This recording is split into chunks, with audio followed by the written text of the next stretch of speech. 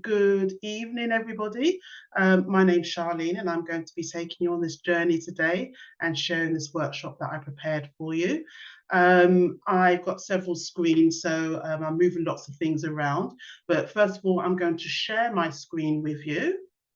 And just let me know if you can see my screen when I start sharing. Just bear with me.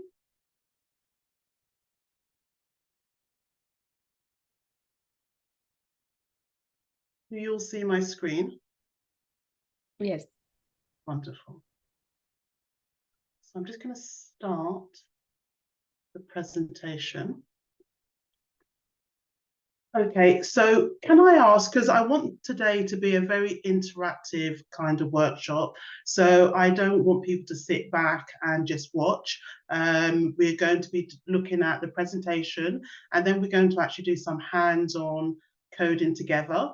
So can I ask that you are ready and you've got your screens and your tabs are clear, so you're only just going to need one tab, and I'll explain to you in a second what that is. But prepare yourself for actual coding session today, okay? I'm going to take things very slowly because I prepared this workshop today for those who are new to Python and are new to coding in general. So it's going to be a very slow, kind of hands-on. We're going to work together to do this. Okay, so just submit this person. So, as I said, my name's Charlene. I'm from London in the UK, and we're going to look at some data from NASA to create this very iconic image using Python. So this is an image that you might have seen before, and it's taken data from NASA from 1850 right up to 2022. So let me just make sure we move on to the next slide. So I've been creating sort of workshops and spaces for women who want to learn about data. So I'm a founder of something called Data Divas. And I want to encourage women to sort of look at data, get into data analytics and machine learning, because these spaces are crying out for diversity. So I write a newsletter, and my aim really is just to get women and people in general excited about this arena, sort of data analysis and machine learning. As individuals, we create so much data, and we need to sort of know how to use that data and how to make sure that the data that we're creating is used in a way that benefits businesses and benefits us as individuals. So data is a huge sort of growing industry, and I want people to really get excited about sort of not just seeing it as numbers, but as something that can be used and be very beneficial. So this workshop today is going to be looking at the classic sort of climate stripes, and they were created by a professor called Ed Hawkins from the University of Reading. Now, it's a simple pattern of coloured stripes which are generated by using temperature data as I took from NASA. So the data we're going to be using today is from 1880 to 2022. And it's very classic sort of image. I'll show you some examples of people who've used this sort of warming stripes data to really quite effective use. So one of the most popular ways to visualize raising temperatures is a simple graphic known as warming stripes. It's beautiful and simple. It depicts the march towards higher global temperatures in a very beautiful and simple way. Now, the idea to use coloured stripes to represent yearly temperatures, this is not something new. There are whole communities of people actually knitting scarves and other knitted items to represent climate data. So this is not a new concept, but this is the first time it's actually been done using code.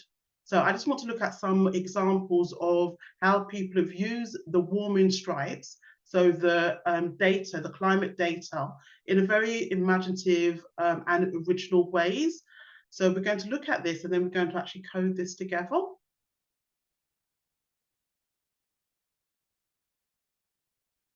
So here's just an example of the stripes that have been done as a knitted jumper. So the woman stripes are a very simple representation of how the climate has changed over the past 170 years. They represent changes in global temperature using a series of colored stripes. Each stripe represents 1 year. Okay, so we're going to be looking at it in a digital form, but there are other ways in which people have actually used this data to create quite interesting things. So a quick Google search and you will find that this iconic image, the data stripes, has been recreated and used in some very striking ways. So I believe this is in San Francisco. This is the White Cliffs of Dover. Once again, using exactly the same data that we're going to be looking at today. This has been projected onto the White Cliffs of Dover.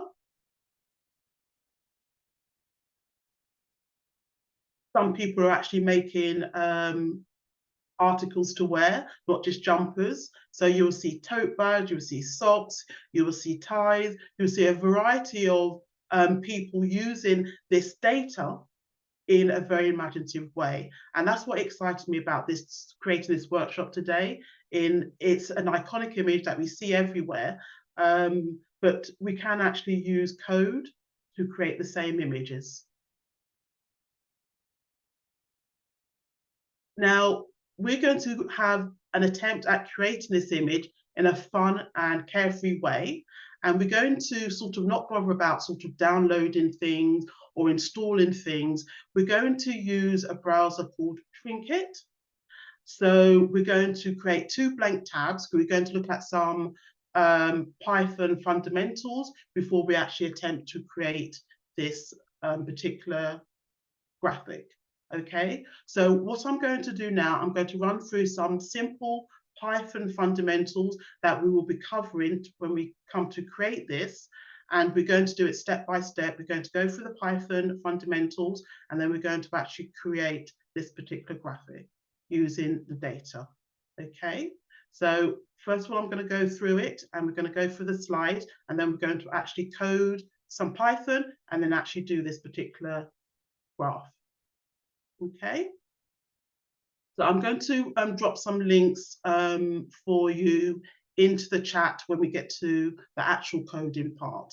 So first of all, we just go through the slides. So there are certain Python fundamentals that we need to sort of learn. And if you're new to Python, it does have its quirks. This is my first programming language. And when I first learned how to code, I thought, oh, I'm never going to like this because Python does have its quirks. If you're coming from JavaScript, you might find that Python has some sort of quirks that might be slightly different if you're not used to them. So Python is an excellent beginner language. Its syntax is simple, it's easy to read because it looks like plain English. There's a huge community and the comprehensive documentation, great learning resources makes it a great language if you are a beginner. It has extensive libraries and frameworks. And for this particular workshop today, we are going to be looking at 2 particular libraries. So I want to go through some basic concepts in Python that we're going to be using in this mini project. We're going to try all these concepts. So it's not just about me talking, it will be later about you coding before we actually get onto the mini project. Okay, so we're going to see the examples first before we actually code them. So one thing that you're going to find happening and seeing a lot in this project is something called variables. Now, for some of you, you might be aware of what a variable is, but in Python, variables are used to store and hold data values. Okay, so we're going to be doing all of this by hand. So remember that variables act as placeholders for different types of information, such as numbers, text, strings, and sometimes even more complex data structures. Okay. If anybody has any questions, do drop them in the chat. I'm a very strong believer in repetition is the mother of skill. So I do like to make sure that we go over these things verbally and then we're actually going to code them. Okay. So we're going to be using lots of variables which will hold our data. Something you're going to come across as well when attempting this project is something called tuples, which is just like a list. So in a list, we can change the values, but in a tuple, you can't. So we're going to be using this when we look at the project. So I'll be using this term. So in Python, a tuple is like a data structure that stores a collection of elements. Now, it's like a list, as I said, but it's immutable, which means that it can't be changed once it's been created. And we're going to look at an example of that later today. So once you create a list, you can change that. Once you create a tuple, the data that you create in there cannot be changed. And I wish you to get confused with, am I looking at a list or am I looking at a tuple? Lists will have square brackets and tuples don't. Okay. So we will be looking at that, and you will hear me using this phrase when we come to create the project.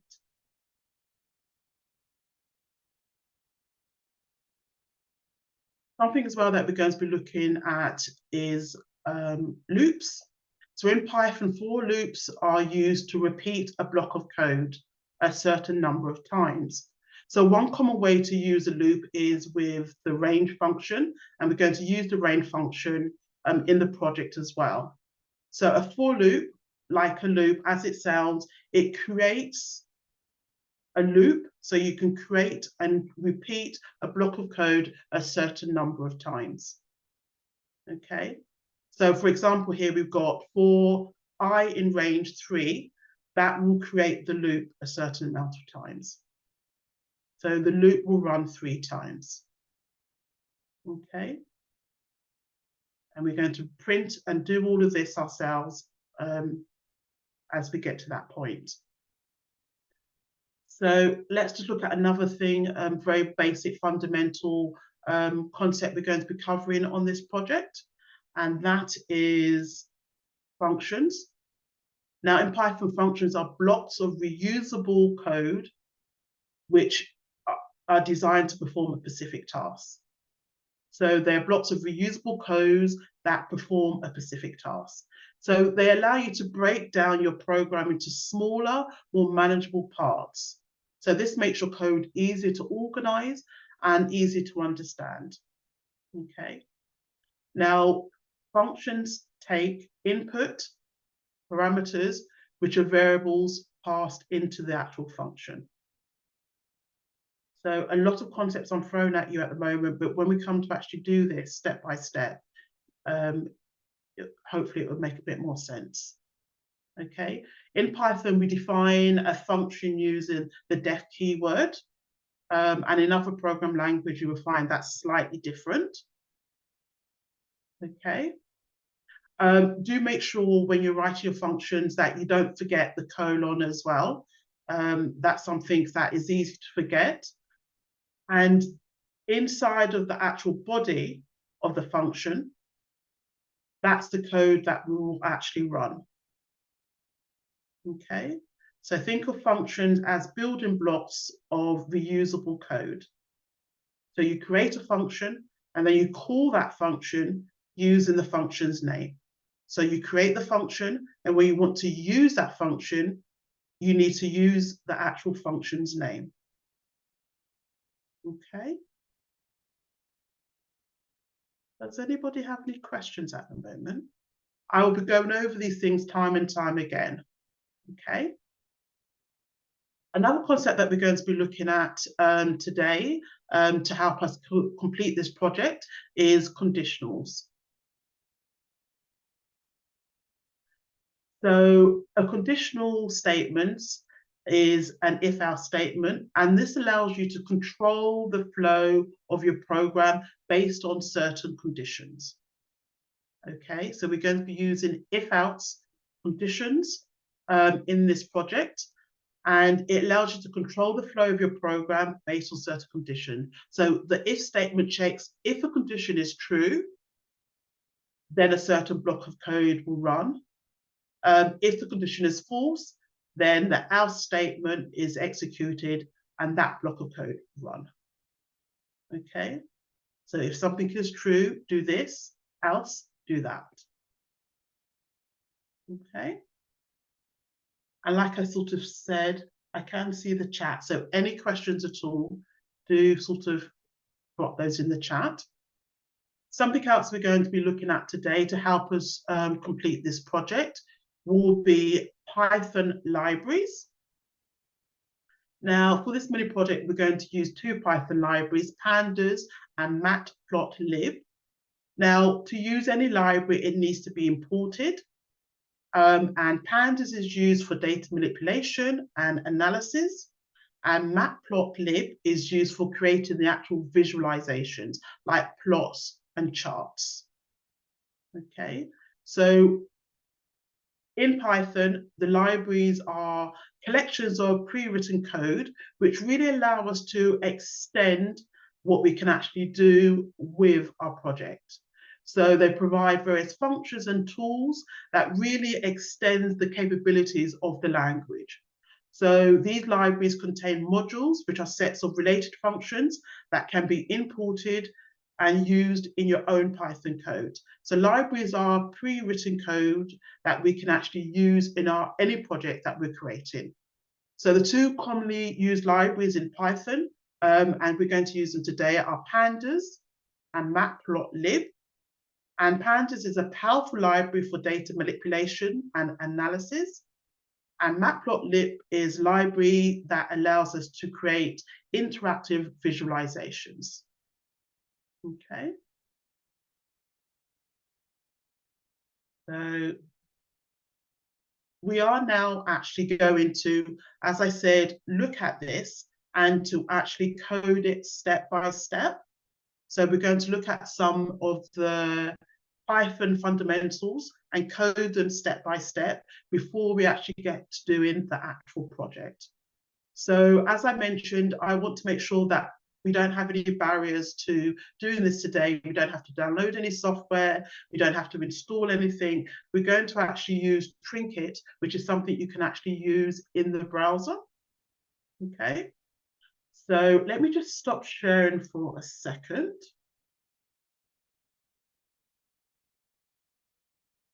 Does anybody have any questions at this stage? No? Okay, so I'm going to drop some of, I'm just going to stop sharing for a second so I can see you all and can see the chat. I'm going to drop some of the links into the chat. So the first one that you will need is Trinkets. I'm going to drop that in the chat.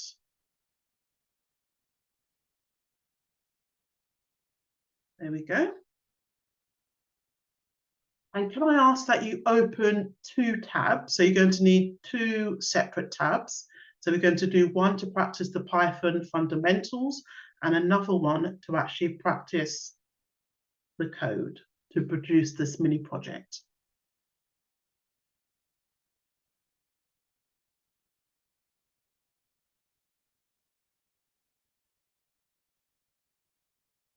Okay. Does anybody have any questions about that?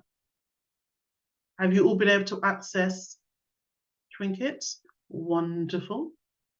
So let me just get mine up and then I'll start sharing my screen again.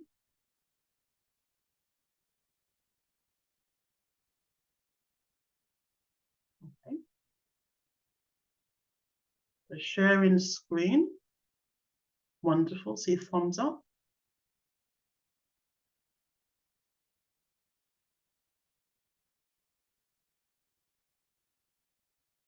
So thinking about the Python fundamentals that we're going to cover in this workshop, and we looked at them very briefly in the presentation. The first thing that I want to sort of make sure that people understand is the concept of a variable, because we're going to be using them quite a bit. So the first thing that I want you to do, I want you to create, we're going to do this step by step and really slowly as well. We're going to create two variables, one with an integer, a number, and one with a string, so text.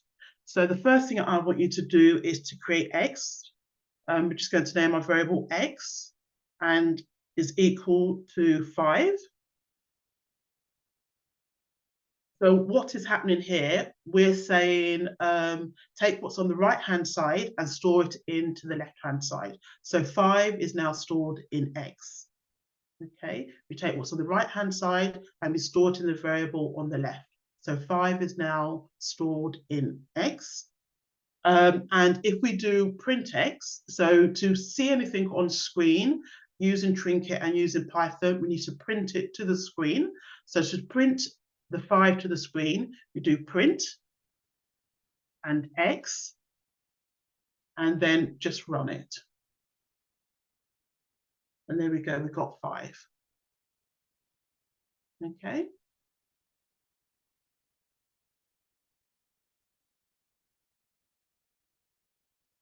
So let's do the same thing. Let's create a string. I'll just do that under here. So let's create a string. And once again, your variable name should be more descriptive than X and Y, but just for the sake of argument today and practice, I'm just going to keep it to X and Y. So Y is equal to a string, let's say Ada. And once again, to print, to see it to the screen, do print Y. Could we just make the text a little bit bigger, please? Absolutely. Perfect, thank you. Tad bit more? Yeah, perfect. Thank you. You're welcome. So we now need to print that to the screen. And there we go. Okay. Have you all been able to get something printed to the screen? Yeah, brilliant. And yes, any questions about repeating or making things larger, please let us know. Okay. So that's what a variable is. It's taking what's on the right-hand side and it's storing it in the left. It's storing it into the variable. Okay. Now, something I mentioned in the presentation is something we're going to be using in the project is a notion of tuples and lists. So I want to show, we're not going to use lists, we're going to use tuples for the project. I just want to show you the difference. So we're going to create a list and then we're going to, which you can change, but a tuple you can't. So the first thing we're going to do is we're going to create a list. So let's call it my list. This is the variable name, my list equals, and when we create a list, it's got the square brackets. So 1, 2, 3, 4, and 5. So we've created a list. So that list is stored in the variable my list. Okay. So let's print that list to the screen. So once again, we do the print. And then the name of the variable we want to print to the screen, which is my list. And if we run, we've now printed out the list. Now lists are mutable, which means you can actually change them once you've created them. So we've got a variable called my list, but we want to change it. So let's change my list and to change another number, let's say. So keep the same variable name, my list. And we want to take the number 2 and change that to, let's say, a 10. So we're taking the second index. We can change, sorry, the number 3 to a 10. Now, in a list, we start counting at 0. So it's 0, it's index. So number 1 is 0 index. Number 2 is the first index. Number 3 is the second index. Okay. So when I do list square brackets number 2, I'm saying go to the second index and turn that to 10. So 0, number 1 is 0 indexed. Number 2 is the first index. And number 3 is the second index. So we're taking the second index place and turning that to a 10. Now, if we print my list, does anybody know what will happen? My underscore list.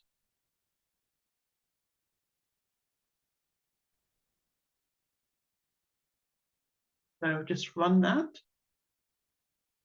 And can you see it's taken the second index and turned that to a 10. So a list you can change. So even though we've kept the same variable, you can actually change the elements within that list. You recognize a list because it will have square brackets. A tuple will have just the round brackets, and you can't change it. So once you create it, it cannot be changed. So very quick, let's quickly create a tuple. So let's call it my tuple. Equals, and remember it's got the round brackets, so the same thing, 1, 2, 3, 4, 5, and let's print that to the screen.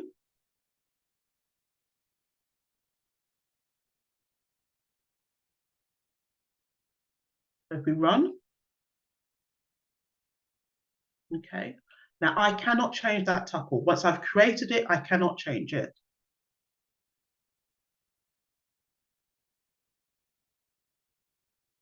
Does anybody have any questions? Okay, wonderful, thank you. I can see your faces.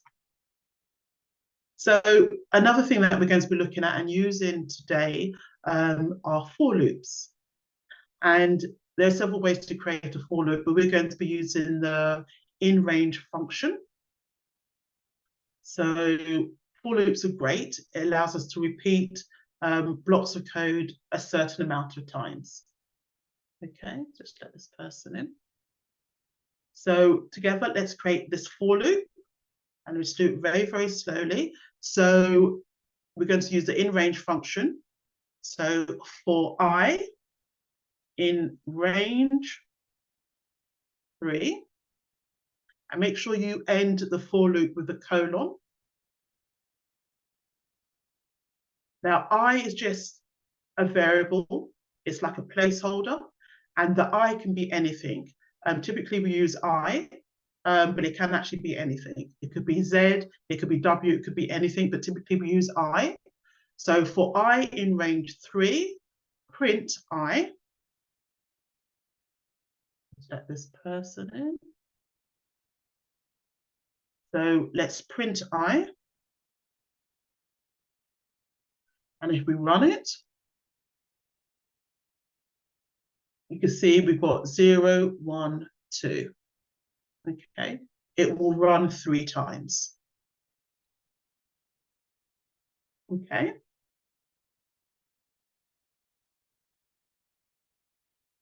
Have you all been able to do that for loop? So we're going to be using variables to actually create loops in the projects. So let's create a variable. Once again, I'm not being very imaginative here. And please bear in mind that when you create variables, they should always be descriptive of the type of data they're holding. So I'm going to, for the sake of argument, just create a variable called n, and it's going to hold the number 5. Okay. So let's create another for loop using the in range function that will loop 5 times. Okay, so for I in range, now we don't have to say 5 because the number 5 is stored in n. So we use n here rather than just hard coding in the number 5. And the reason why this is a great way to use variables, that if we change n and sort of change n to equal 20, then the loop will then run 20 times. If we change n to equal 3, it will then run 3 times. Okay? So for I in range n, print I.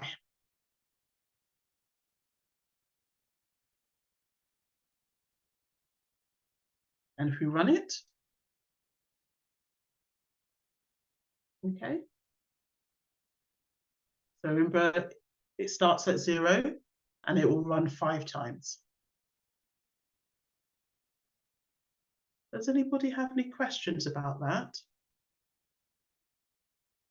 No? Okay, wonderful. If you're finding that all the code that you've written previously is distractive, you can actually either delete it or you can create comments. And to sort of block out a lot of code in Python, you just do 3 speech marks. So like that. So everything in red now won't run. So if I run this now, everything is still there, but it won't run, it won't print to the screen. So this is how we block out a chunk of code so it doesn't actually run.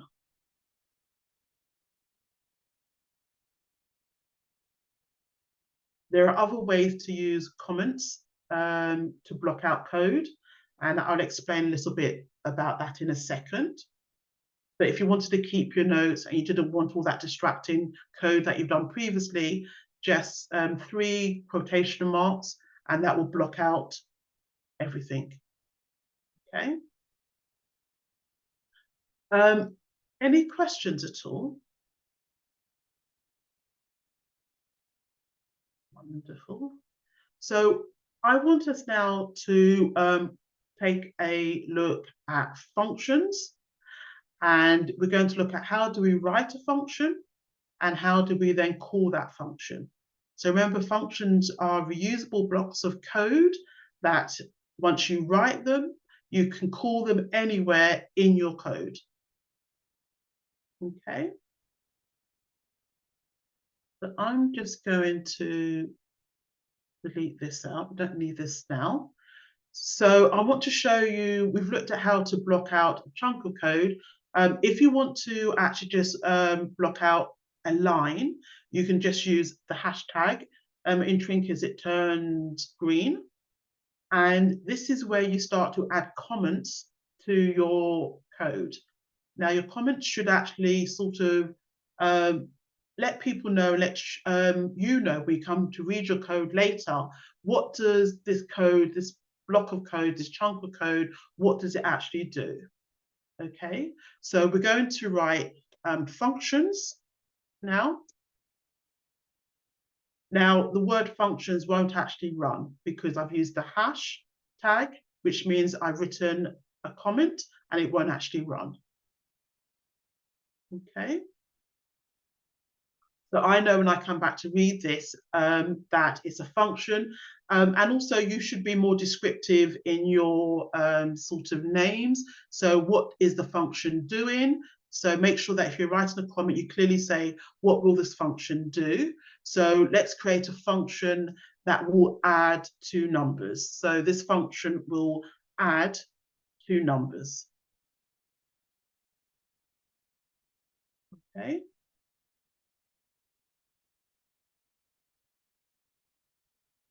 Now, when we write a function in Python, we use the def keyword. So we're going to use the def keyword, and then we're going to give our function a name. And you can name your function whatever you want, but as we're adding 2 numbers, it kind of makes sense that we might call our function add numbers, for example. Okay, so we're going to use the def keyword, and we're going to give our function a name, add numbers. make sure you always end your functions with a colon. Now, we've created a function that's going to add two numbers, but we want the ability to actually input some numbers. So we need to create a function that will take in parameters. So to do that, after the function name, create some brackets, and then we're going to add some variables. So they're just placeholders. Let's just call them A and B. So def, we've now created a function, and with the function name is going to be called add numbers. Let this person in, and we know that we want to add two numbers, A and B. Make sure you've got your colon, and as you can see as well, once you've got the colon, the code will be indented, which means that's the body of the code.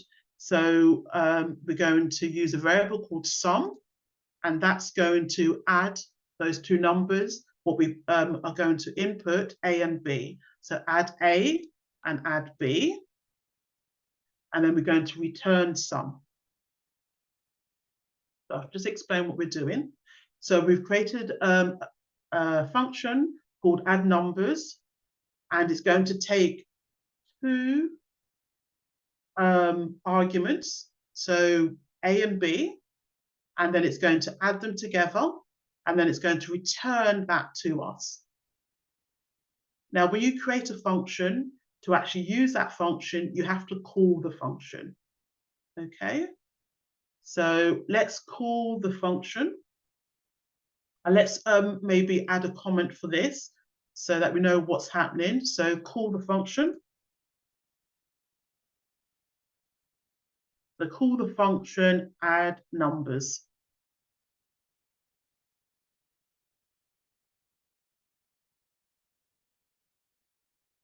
So what we're going to do now is we're going to create another variable called results.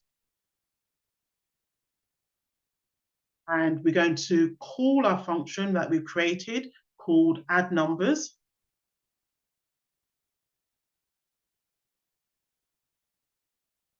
And we've got our placeholders A and B, but now instead of using A and B, we're going to actually use actual numbers. So let's put in 3 and 5.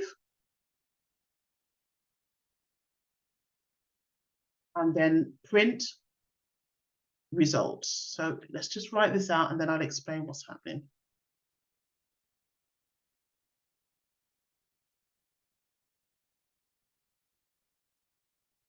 So when we run the code, hopefully it works. So we've got 8.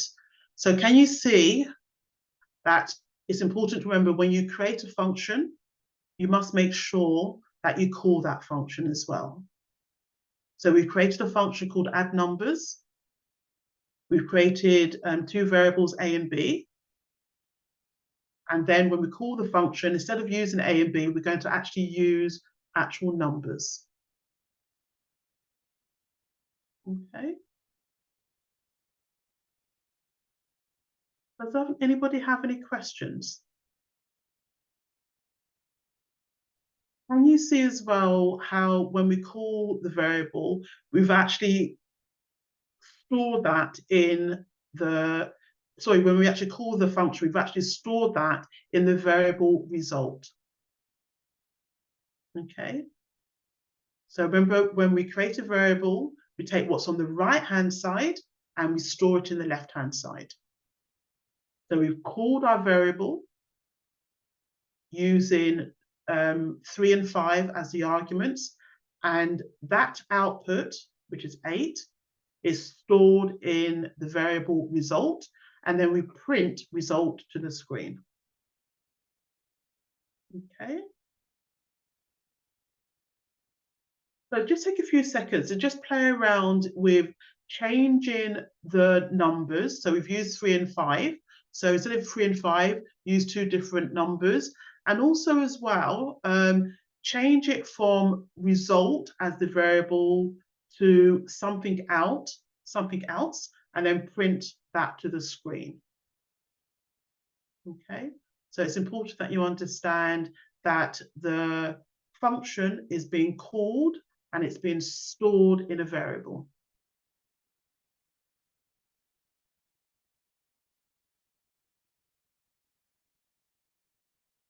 And sometimes I actually find it beneficial is when you actually break code and move it around and change it around, that really helps you to sort of understand the concepts. So we're going to be using variables quite a bit in this particular project. So it's really important that you understand what is a variable doing and how it's working. So here I'm using the variable result, but change it to something else and change the numbers and see if you can print that output to screen. So even when you change it, are you still getting some sort of output?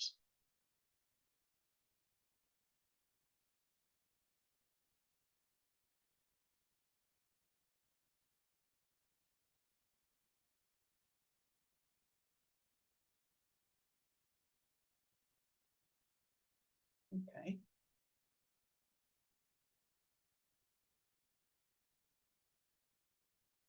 Does anybody have any questions about anything we've looked at so far?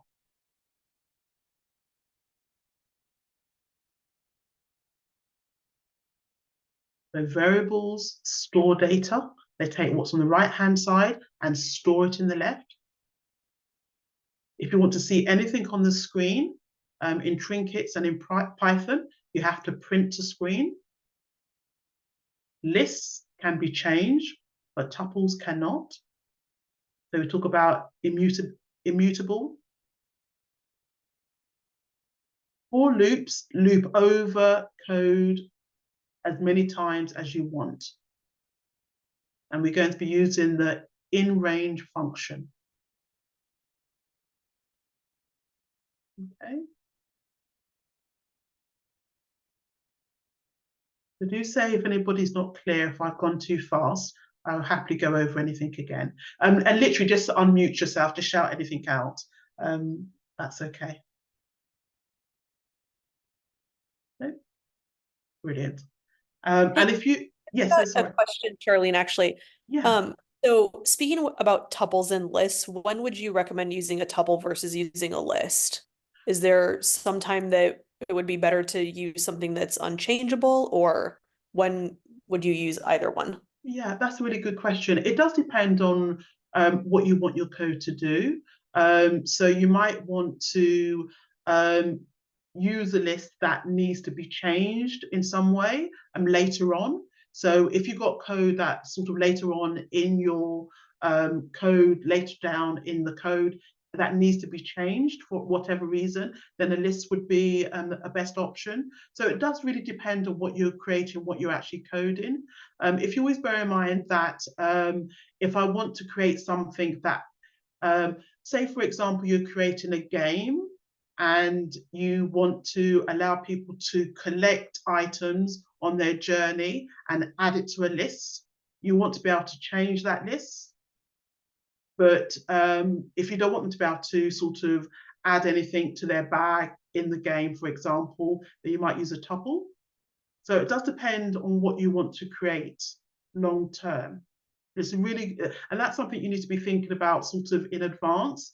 So if you're creating like a text adventure game, for example, you might want to allow the people who are playing your game to have a list called My Bounty, and they want to be able to add and change things. So you might pick things up on your quest and you might lose items on your quest. So a list would be a great example because you can change things as you go along. Okay, that's a really good question. Thank you, Kayla.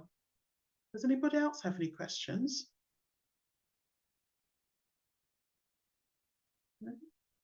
Okay. Have you all been able to sort of change the result variable to something else and change the numbers so you can actually see how things are working? Wonderful. So what we're going to do now, I'm going to get us started on this mini project. and we're going to take it slowly and step by step. And if I cover anything and I'm not clear or I've gone too fast, just say, Charlene, stop. I don't understand what you're on about. Please go over it again. Okay. Now, as I mentioned, we're going to be using data from NASA. And the data that we're going to be using is from 1880 to 1922. Now, normally when you're using data and using data analytics, you have to spend a lot of time cleaning that data. So you get rid of duplications, you get rid of errors, you get rid of missing data. Now, this data has all been cleaned already, so you don't need to do any of that. So I'm going to now try and share this with you and drop it in the chat. So let me just try and get that for you. So I'm going to delete this. If you don't, you keep yours. This is the when I would say make sure you use the second tab now, or you can just delete this if you don't want to keep this. So we're now going to actually go onto the project. So I've gotten rid of everything now, or you can just use your second tab. Now, the first thing that we need to do, and Trinkets is really good at doing this, what we need to do is actually create another file. So we're going to create another text file. So if you just press this little plus icon there, and we're going to call it data.csv.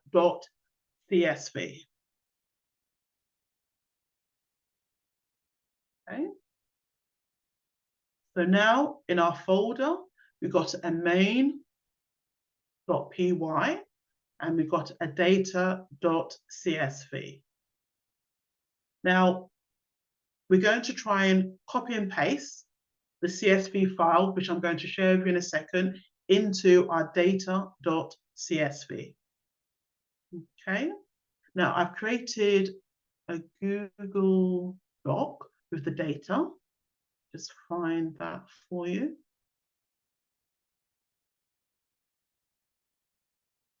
Now I'm going to share the Google Doc with you, and all that you need to do is literally just copy the data, and then we're going to paste it into this file. So it's a lot of data, so all I'm doing is Control A or Command A, and then Control C, and then Control V, and that's all the data. Okay. So let me share this doc with you in the comments.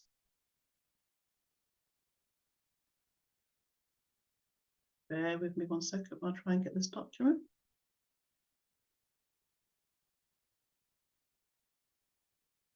So I'm just going to drop that in the comments for you. It's a Google Doc, as I said.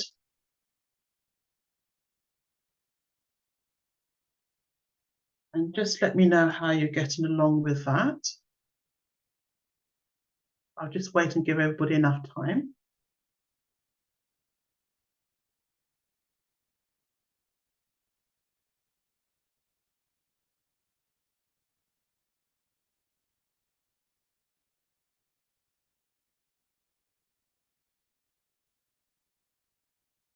So make sure you call your file, your CSV file, data.csv, and you'll see why that matters in a second.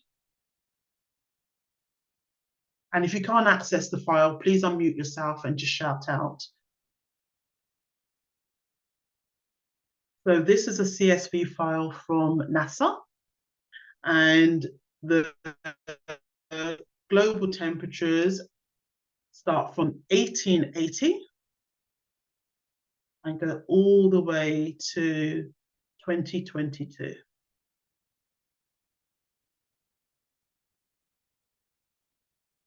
Okay.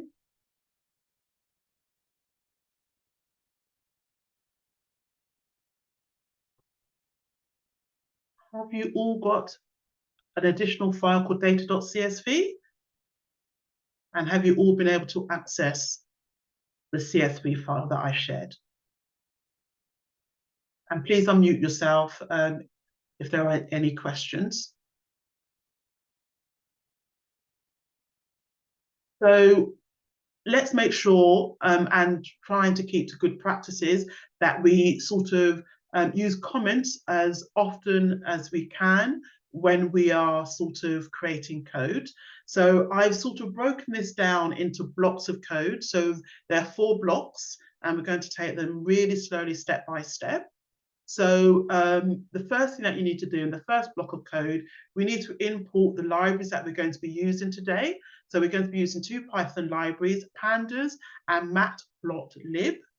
Okay, so let's make sure we comment that so we know what each block of code is doing.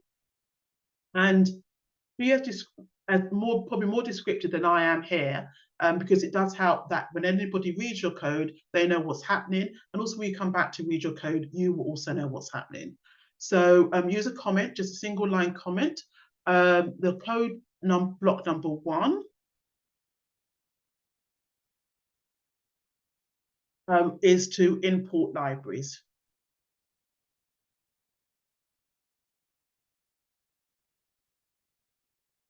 Okay, so now we're going to import those 2 libraries, and to import them, to use them in your project, they have to be imported, and you have to be quite explicit about that. So we use import the keyword, and we're going to import the pandas library, and we're importing it as PD.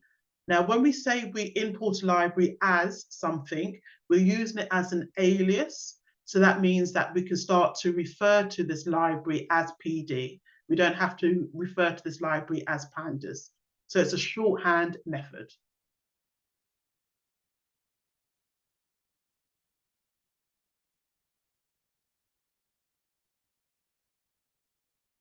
So that's the first library we're importing. The second library we're going to import is called matplotlib. So once again, using the import keyword and the name of the library.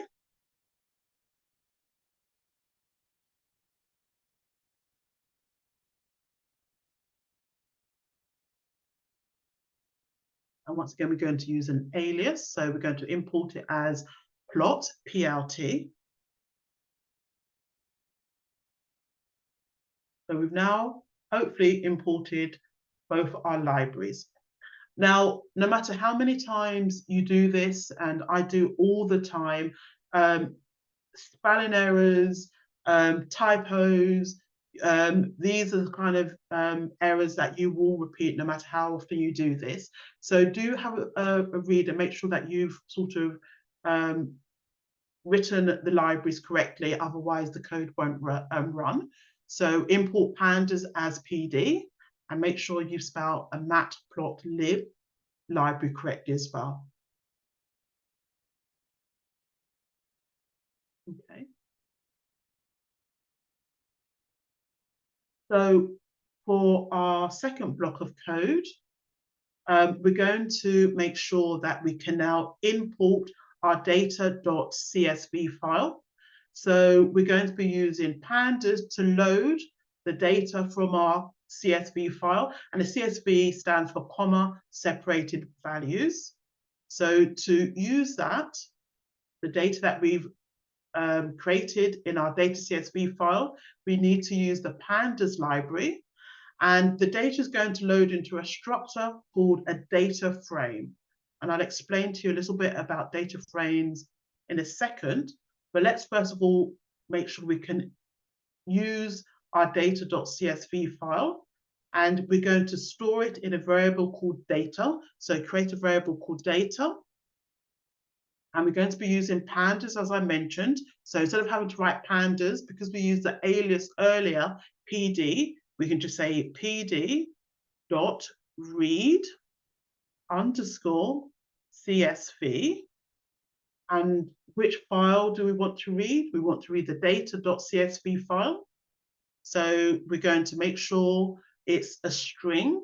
So whenever you got quotation marks, single or double, we know it's a string. So we need to make sure that we've imported our data.csv file. So data.csv.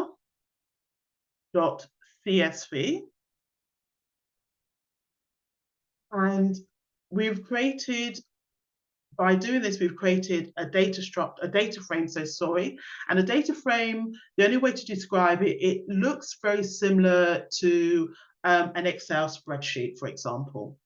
So think of a data frame as a spreadsheet in Python. Okay. So remember, we're going to keep them as blocks of code. I should put a comment here as well. So let's just say this is our second code block. And it loads the data.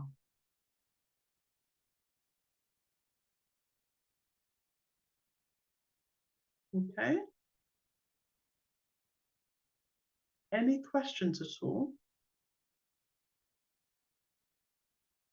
And please just unmute yourself if you have a question. So let's now create the third code block. And this is where we actually set up the plot. This is where we start to create a plot to actually visualize the data. Okay. And we've used the pandas library in the previous line of code, line 5. Now we're going to use the matplotlib library to actually start to create the plot so we can actually visualize our actual data. So to do that, so let's just make sure we create another comment. So let's call this code block 3. And this is set up the plot.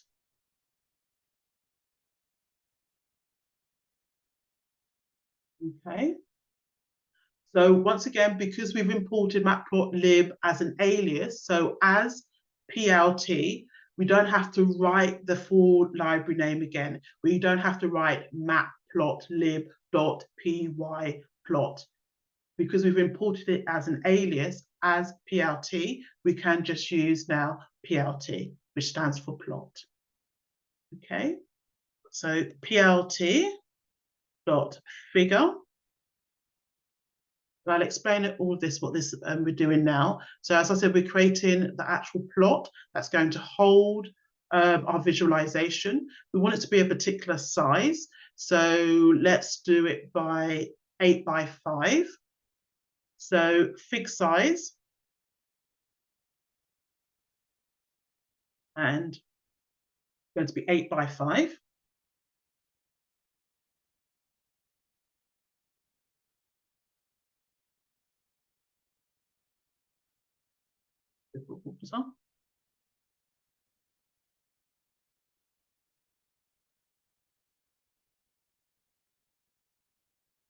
So you can create any size that you want, but we've created an invisible plot that's 8 inches by 5. Okay. Any questions? No? Are you all able to follow along? Wonderful. So what we need to do now is we've got a container. We need to actually create a canvas, and the container we created in line 7. We're now going to create a canvas, and on the canvas, this is where you will draw your point, your lines, your bar graphs. This is where you actually do all the drawing. Okay, so what we need to do, and we also want to make sure it's a certain aspect ratio, so it never changes. So even if the window that it's been displayed on changes, the aspect ratio remains the same. So once again, we're going to use matplotlib library to do that. So it's PLT because it's an alias. And then we need to make sure that we get the current axis. So make sure it's .gca.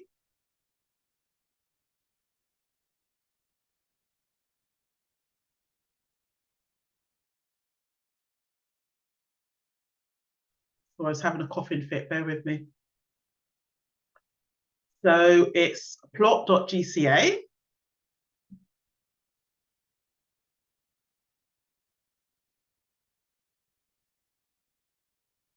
We're going to set the aspect ratio so it's equal, so it's a perfect square. And we need to make sure that even if we adjust the window size, it never changes. So let's set the aspect ratio. And it needs to be equal.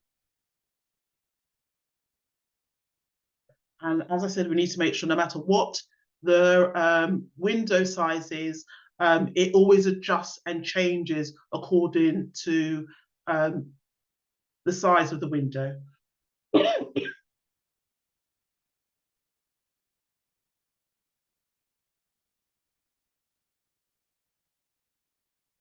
Okay, so make sure that you've got that down.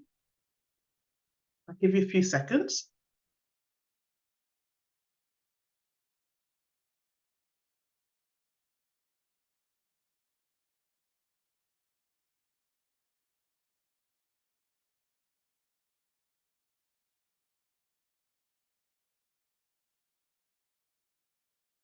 So let's just look at what we've done so far. So we've imported the libraries, we've imported pandas, and we've imported matplotlib. Whenever you use as PD or as PLT, you are importing the libraries as aliases, which then means that you don't have to write out the full library name every time you use it. You can just use PD or you can just use PLT. So that's what we've done in the first block of code. In the second block of code, we're actually taking our data.csv file and we've actually loaded that into a data frame. And think of a data frame and visualize a data frame as a spreadsheet. So it's got rows and it has columns. So think of it very similar to a spreadsheet. It helps you visualize what's happening. And then on line number 7, what we've done, we've created a container and then we've decided, well, what size does this container need to be? So we've said we want it to be by 8 by 5, so 8 inches by 5 inches. And then we need to make sure that when we create the canvas, which we've done on line 8, that it's adjustable and it's perfectly square. Okay. And it's on line 8, the canvas that we've created, that's where we start to do all the drawing. So that's where you put your lines, your bar charts, everything goes on the canvas. Okay. And please shout out if anything's not clear. Now, if you see from the image that I showed you and what we're creating today, we want to create something that's clean and simple looking. We don't want to have any labels on the Y or the axis, the X axes. Okay, we want to make sure all of that's nice and clean, it's clear. There's nothing there, there's no numbers, there's no sort of information at all. You can put the dates, you can put the temperatures if you want to, but for this exercise, we want to make sure it's clear. So to do that, once again, using the matplotlib library, we're just going to tell the library to turn all that information off. Okay, so once again, we use PLT and we make sure all the information on the Y and the X axis is off. So set it to off. Okay. So this will turn off all the labels and it will give us a very clear, clean visualization.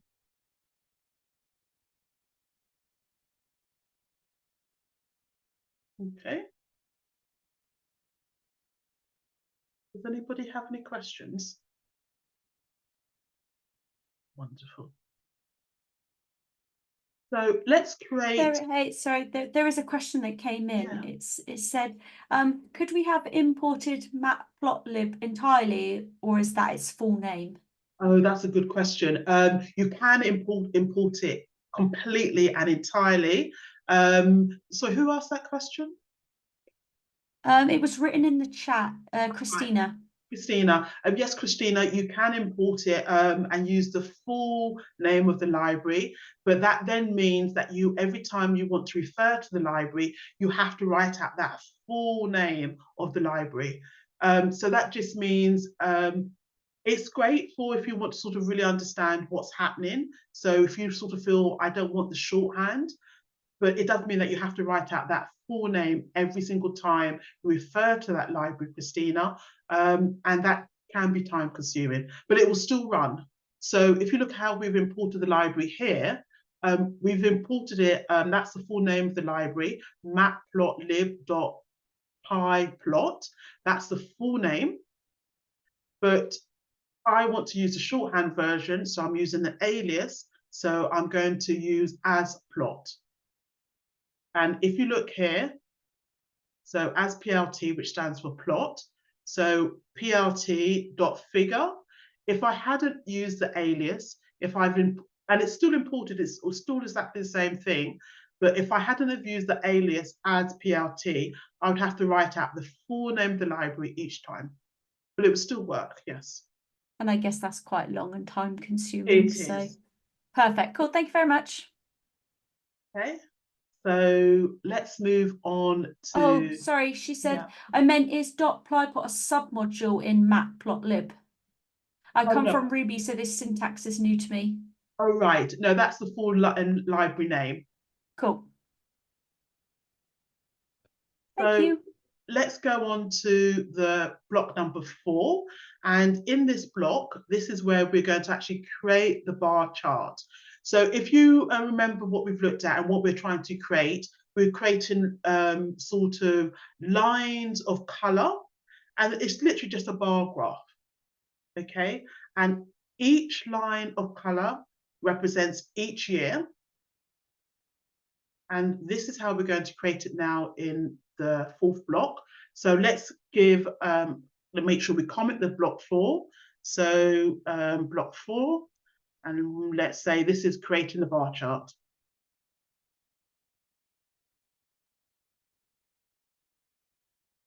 Okay. Now we're going to use a data frame object, and we're going to store it in a variable called bars. So create that variable, let's call it bars, and the data frame object called data, and shape is an attribute of the data frame object. And 0, and I'll explain to you what the code is doing in a second. So data is a data frame object, and shape is an attribute of the data frame object. Now, when we use data.shape, it returns not a list, but a tuple, okay? And data.shape is going to give us the first row, okay? So we're going to get the number of rows. So when we say 0, it's going to give us the number of rows, which is the number of bars. So think about the data frame that we created, which is very much like a spreadsheet. Each row represents each year, and that will represent each bar. Okay, so if we just take a quick look at our CSV file.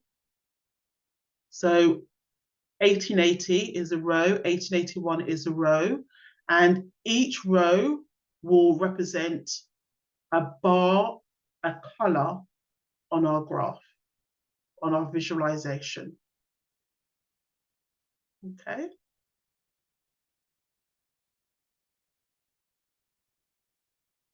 So we're now starting to create the bar chart. So what we want to do now is that we want to calculate the width of each bar based on the total width. So we've created the total width already. We already said the total width is going to be 8 inches. Okay, and we're using matplotlib to do this, and the default DPI of matplotlib is 100 pixels per inch. So bar width is calculated as 800, which is the width, by the number of bars. So think of bars. When I say bars, think of rows. So let's make sure we've done that then. So bar width, let's create that variable. And it's equal to 800. And the number of bars. Okay. So remember, we created on line number 7, we actually created the actual size because we want the bars to fill the full container, the full width. And we've already specified we want it to be 8 by 5. So it's going to go from left to right, top to bottom. So let's do that now for the bar height. And we know the height of our canvas because we specified that on line 7. So bar height, that's the variable, equals 500. Now the height of the bars is set to 500, and this doesn't need to change because that's literally just the height of the canvas. Okay. So now we're going to create a for loop that's going to iterate, so go through each row of the data frame. So it's going to loop over each row of our data. Okay, and to do that, we're going to use the I in range. Admit this person. So let's create a for loop. And once again, use a comment. So let's just say the for loop is iterating through each row of the data frame.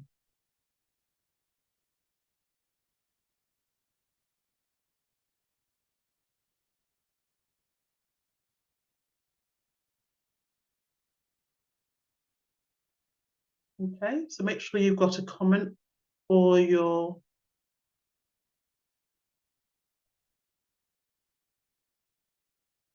for loop. And we've looked at it already. We're going to use the for I in range function, and we're going to actually pass in the variables bars. Okay, so for I in range, we spell it correctly, and make sure you've got the colon.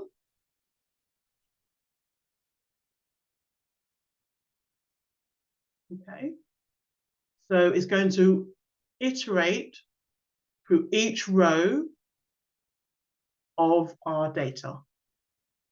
So we now need to calculate the x coordinates of each bar based on its position. So x, which is the variable, equals I times the bar width.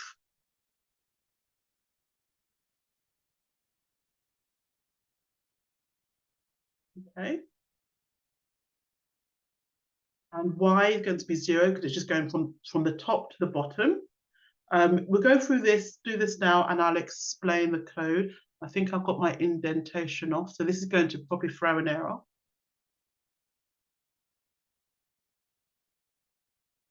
Let's just see. So bar width and y equals 0. Now, I just want to explain this line of code. I'm going to write this line of code and I'll explain it to you. But we're going to we need to find a way of accessing the data in the data frame. So remember, our data frame is just literally like a spreadsheet, but we want to find a way of accessing each piece of data in that spreadsheet. So let's say D, and we're going to use something called iloc, and I'll write this line of code and I'll explain it to you. So data.iloc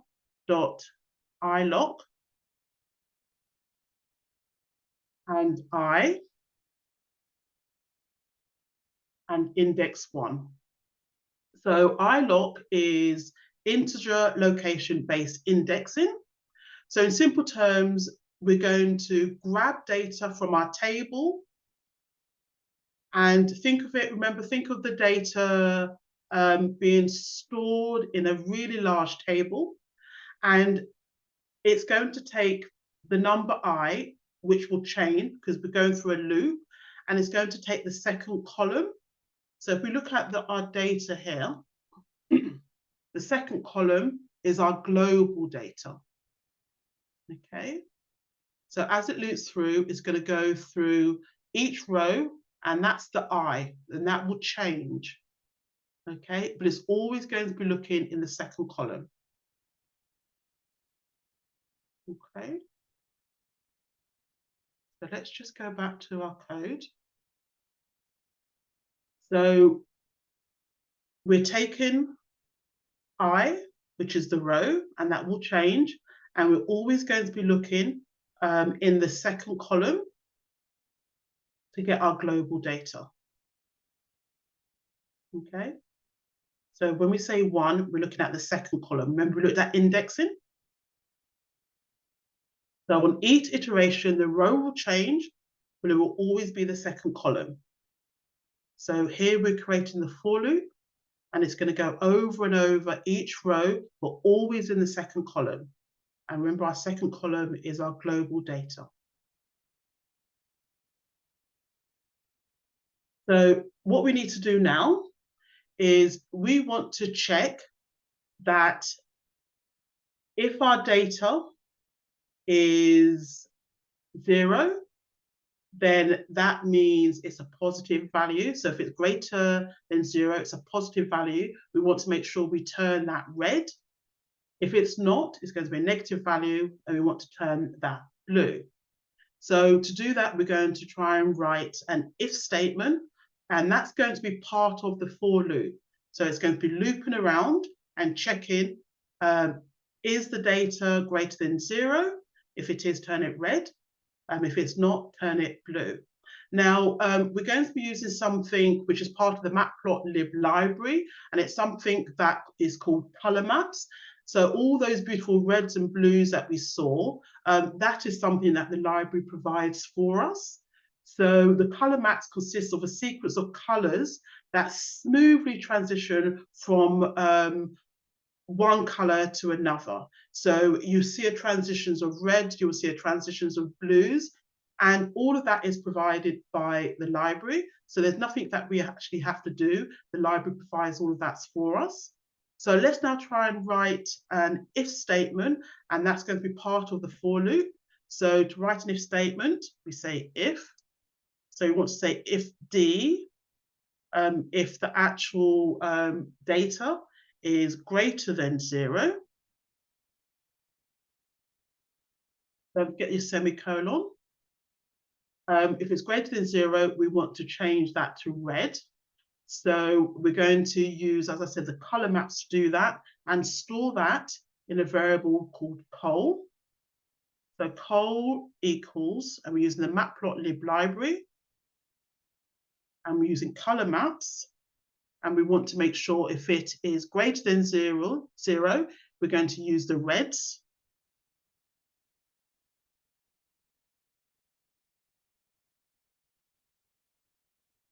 And if it's not, we're going to use blues.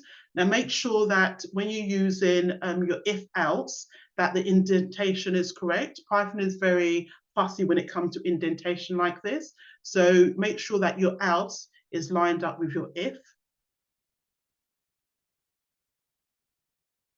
So we're saying if the data that we're grabbing, if it is greater than 0, turn it red. And I can already see a typo there, so sorry. So it's we're using color maps, and it's dot, and make sure it's capitalized reds.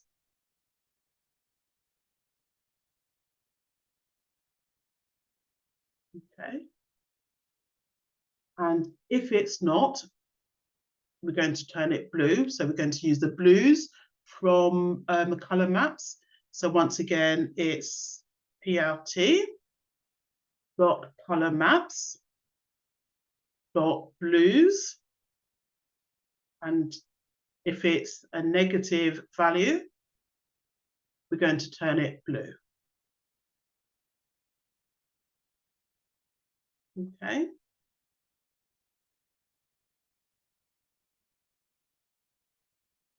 Now that's our for loop. And inside of our for loop, we've created an if statement. And do make sure that your if and else are lined up, as there's a chance that it might not run. So coming out of the for loop,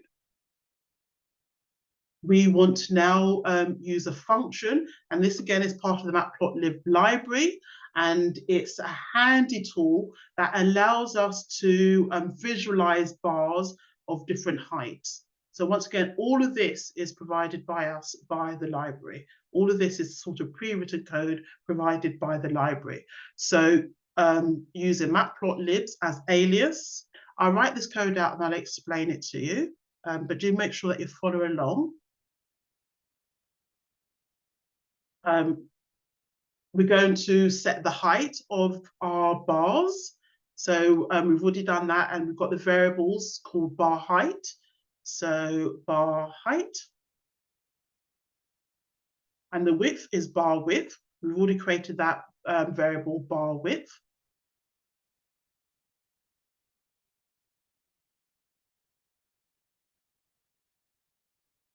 And we want to make sure that our bars go from top to bottom. So here in this function, the bottom will be Y. And we want to make sure that we use the colors that we've set earlier. So as you can see, we've set some colors earlier here. We're going to use that variable. So coal, we want to use those colors there. So the color will be the coal variable that we've used earlier. Okay. So just take a second to make sure that that's all written down, and check for typos and spelling errors and things like that. So no matter how often I write this, I always make mistakes with spelling errors. And also as well, for your for loops as well, this is probably why I tried Python and I left Python, because if you get your indentation off, that's it. It's really quite an issue to sort out. Now, hopefully, I'll give you a few more seconds to write that out. There are a few questions that have come in. Yes. Someone has said, can you just recap why we use 800 instead of 8 and 500 instead of 5 for the height and width? Are the default plot sizes in inches? They are in inches. Very good question. And Matplotlib, the library, uses dots per inches. So the DPI of Matplotlib is 100 pixels per inch. Okay. Perfect, thank you. And then the next question is, did pandas know to skip the header row? Yes, it does. Yes. And then the final one is, do we need bar height as height equals bar height? Yes, you do. Yes. So do make sure, because it's storing what's on the right-hand side into the left-hand side. So bar height, you could say bar height equals bar height, but here I've put in, so I'm not sort of using too many shortcuts. I've hard-coded in the 500. Okay, nice. So that's the height of our actual graph. Bar height does equal bar height. So in that last line, that's why you've shortened it, because then in the next one you've done width equals bar width. So could that second bit just be bar width as well? And what line is that? Is it in the last line, 23? There, All bar right. height. Yes. Yes. Yeah, cool. So that's just a nice shorthand. Oh, nice. Absolutely. I don't know Python, so All it's right. really, Yes. it's really yeah, I'm enjoying learning it and learning it with everyone else as well. Python's coming from JavaScript. I always find Python syntax quite daunting. And it is. It really, really is. I find with Python, it's the indentation. Yeah. JavaScript, you can be as messy as you want. Yeah. But if you get the indentation off, that can really, really throw things. And particularly with JavaScript now, there's, you know, software that you could just install. So when you click save, it does all the indentations for you and you don't have to think about it. Whereas like in Python, I know it has to be so strict. It is really, really strict. And I got the indentation off slightly earlier. So I'm hoping it's going to run. But we'll find out. And what is so nice as well, that sometimes when you do get errors, that's not a bad thing. It does help you sort of learn how to read errors. So it's not always a bad thing. So we're going to now see if we can display the plot. Okay, so fingers crossed. Let me just let this person in. We get some visualization of some sort. So we're using the matplotlib library to do the visualization, and plot.show should give us something. Now, with my indentation being off, I'm literally keeping my fingers crossed here. So let's try and run and see if we get any errors. We've got an error. Now, it doesn't tell us what that error is. So we're just going to go back. How have you all done so far? Has anybody got anything? So let's go back over the code and see if we can work out what's happened and why. Right, so I'm just going to go through the code step by step. And I've been getting errors all day. So has anybody else, has anybody got the same error as me? Okay, so let's go over it step by step. So we've imported our libraries. We've imported pandas as PD. We've imported matplotlib as pyplot as an alias. So we've done all of that. Let's look at the second block. So data equals pd.read. We've got our CSV file. So that should all be in. It's data.csv. No spelling mistakes there. So let's look at the third block of code. And it's normally something glaringly obvious. We're not getting our blues. Let's just take a look at that. So we've got our, and everything just seems to be squunched to the end. So we've got our container, which is the right container. So it's the right size. prt.figure.fig size equals, yeah, that's all correct. So let's look at our canvas. And sometimes when you don't get an error code, it really is a case of literally just going line by line to see where there might be a spelling mistake or a typo. So we've got the plot.gca. So we're getting the current access. We set the aspect ratio, it's equal. It's a box, so it's adjustable, that never changes. We've made sure that we've got no labels, so that's all fine. Let's look at when we create the actual bar chart. So sometimes if you haven't got the actual variable names correct, so we've got bars.data.shape, which is correct.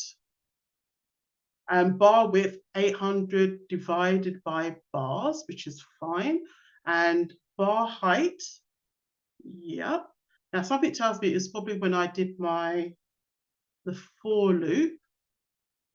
So I'm just going to look at that again. So for I in range, we've taken in bars. X equals the I times bar width. Y equals 0. So we're using data.ilog. So that looks fine.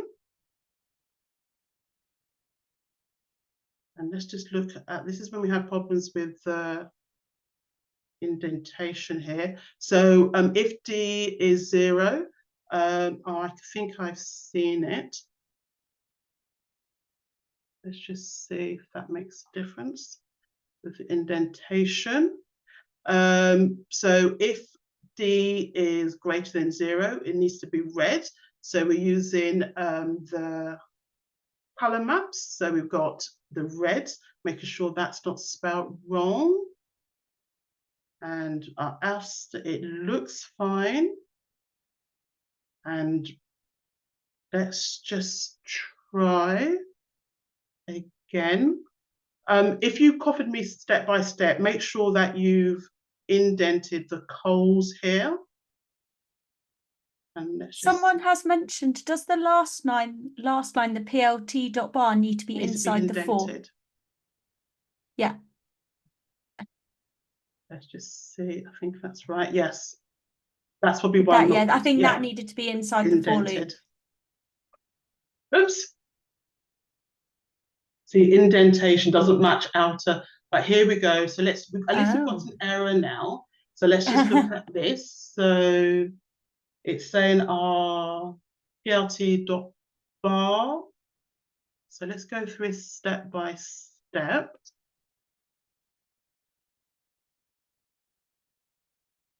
I think if you indent more with the PLT at the bottom so that it matches the if else, like indent twice.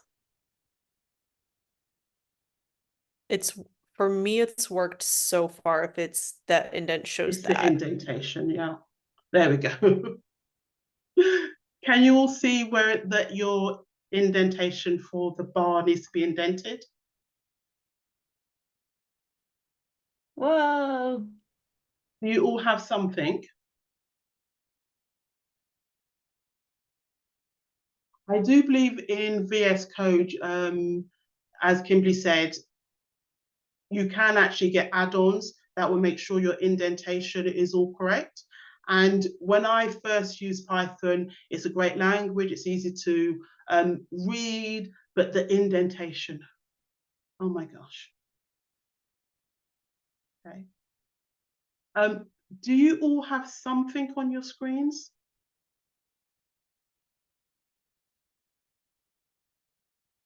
So can you see where we turned off on line 14? We turned off the labels. So let me remove line 14 and run.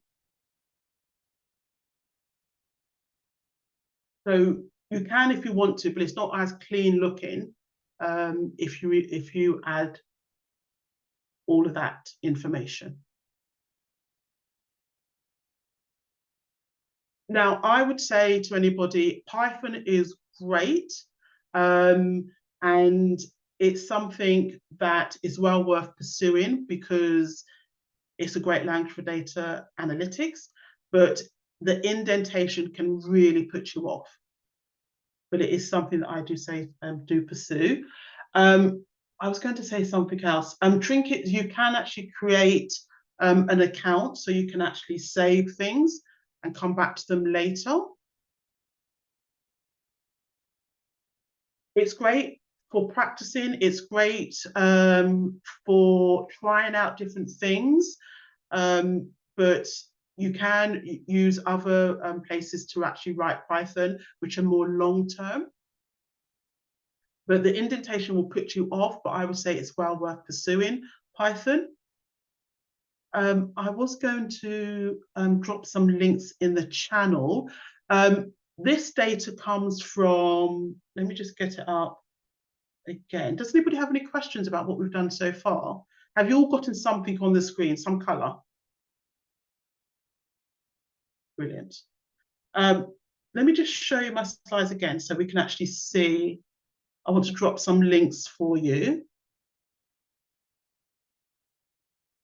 The warming stripes, as I've mentioned, from Professor Ed Hawkins from Reading University. And we've looked at global data, but you can actually get data for your region or for your country as well. So I've got some links that I want to drop into the chat. So just bear with me 1 second while I find them. Here it is, show your stripes. So if you want to try this now, sort of using data from your country, for example, you can do that. So this is a great link. This is allows you to download the CSV file for different regions. So you can then compare data from, let's say, Africa to Europe to see if global warming is happening in Africa at the same rate it is in Europe, and create a visualization there. There's a great interview here from Professor Ed Hawkins, where he talks about the why he did this, what was the motivation behind him creating this very iconic image. So let me just drop that in the chat as well.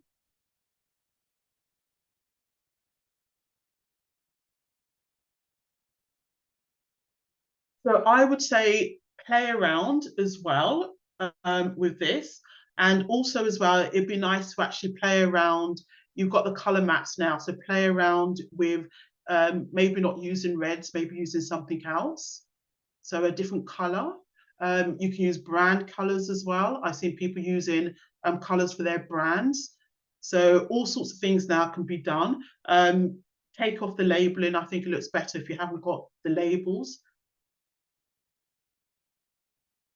But that's it. Well done for persevering with Python and my indentations. I knew that was going to happen when I saw that indentation was off. But don't do what I did. I left Python for many years because of it, literally because of the indentation, no other reason. And I actually regret that now. So I do say stick with Python. It's a nice language, it's easy, and it looks like English. Use pandas and matplotlib, they're great libraries as well for analyzing and visualizing data. I would say keep the CSV file, it's a great file to play around with. As you've seen in the jumper that I showed you earlier with the data, they singled out World War I and World War II. You can find your birthday on there, your birth year on there as well. So there's a lot that can actually be done with this data alone. Thank you so much. That's it. Thank you for your patience.